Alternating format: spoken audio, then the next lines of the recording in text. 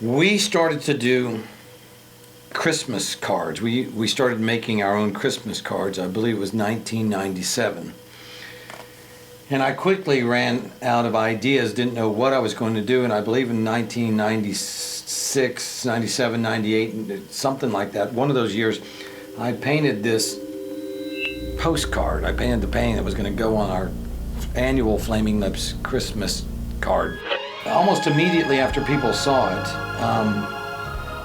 it, it seemed to spark this idea that wow, that's a character, we should do something with that. And I don't need very much encouragement, and so I really just thought, well, okay, well that sounds like a great idea. But as I started to think about it, it became kind of a concept that I thought, well, I'll just see where this idea goes. And my next phase of it is I started to draw things that eventually I thought, well, perhaps could be storyboards.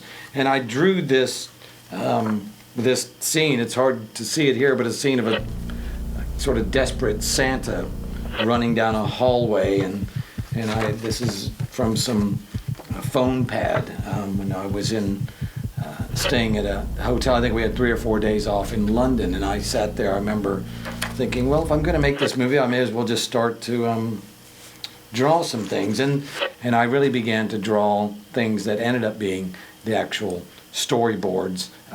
Some of them remained true from the drawing to the movie. Others I think became more just abstract things that we were sort of using as a jumping off sort of from one idea to the next. And so as these ideas seemed like they were going to be real enough that I would start to think about how I would what sets would be and costumes would be, I drew out really the scene where the Santa has sort of lost his mind, and he runs down the hallways, and you can see he's running here, and the hallways and the setting is always a little bit abstract because I didn't really know what it was going to be.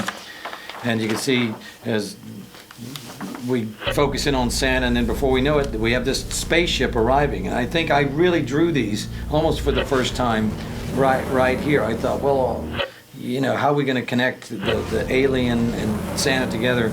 So I drew this idea of the spaceship comes in, and his little ball spaceship lands, and then he kind of gets out of it. All along, the Santa is still on his way, running outside. Things that I drew right here stayed virtually true, mostly by accident, to the way that the film ended up. On a whim, I drew this little sidebar where his ship is out there, and he shrinks it down, and he eats the spaceship. And it's funny how that eating your spaceship really became one of the central themes of what the movie meant, that your spaceship comes from within, and you eat your own spaceship. You create your own adventure, and you create your own way of putting yourself into the world. But again, we have the Santa. He runs outside, and I don't know why I always had 2 astronauts out there that he ran past.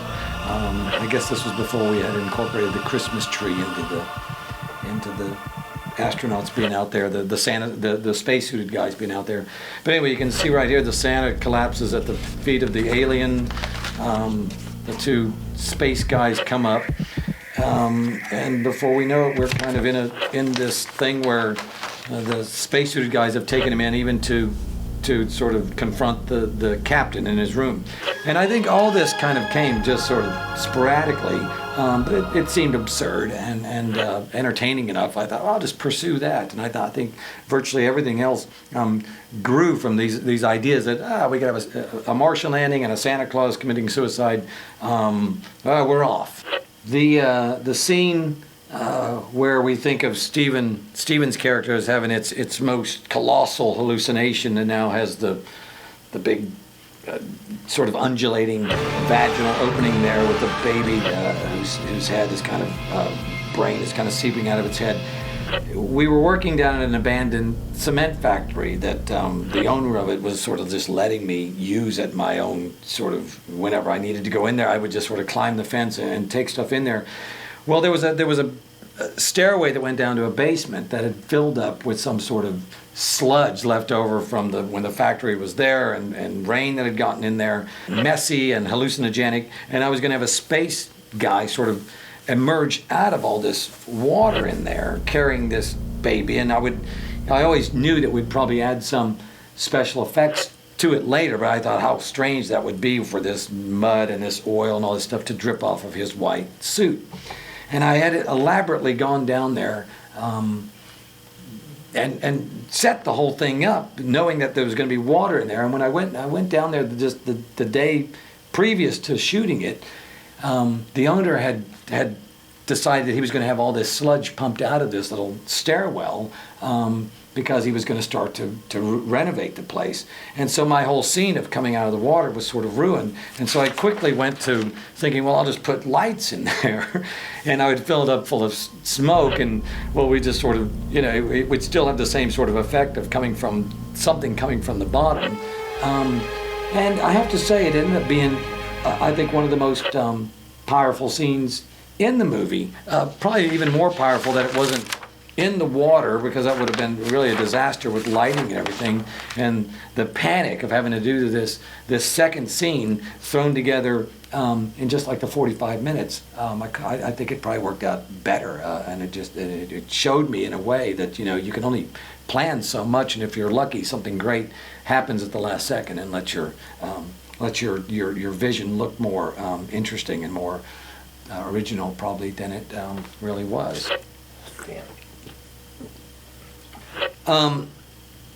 In the beginning, we were always thinking of sets and sort of fantastical looking things, but I knew eventually I'd have to sort of approach the idea of dialogue and what is it that people are going to say, and how are we going to set music to that. And the second scene that we ever shot, we thought sort of we'd be grand and ambitious, and we shot this scene where Steven goes in and the guy who's wearing the Santa suit is dead and he's kind of frozen. And I remember drawing this out thinking I'd focus more on Steven's face and what he's saying, but just sort of haphazardly drew his gaping mouth, and you could see that he was, somehow you'd realize that he's dead because of the way his mouth was or whatever. But then I hadn't given it any thought at all, but I remember drawing it thinking I was focusing on his mouth.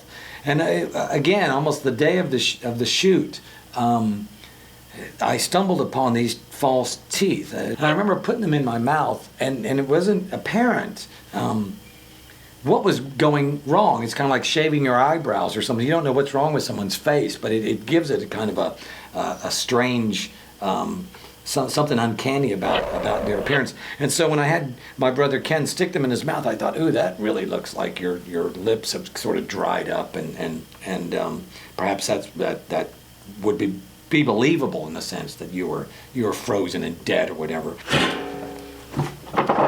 Movie making, always more uncomfortable than you want it to be. There was always a sense that there would be sets that we would build that would be sort of elaborate and futuristic, and we would stick that right next to some really clumsy, trashy, just junky looking stuff. I think that was always part of the concept of Christmas on Mars. And the first set that we built was this elaborate bubble room that Michelle is in. And I remember drawing it out without having any real idea of how we'd get there. And I drew this sort of opening, and I thought everything is kind of going to be futuristic, and it's vaginalistic, and it's, it encompasses a lot of cool looking visual stuff, but also conceptual things. But I remember drawing it out and just thinking, well, it'll look something like this.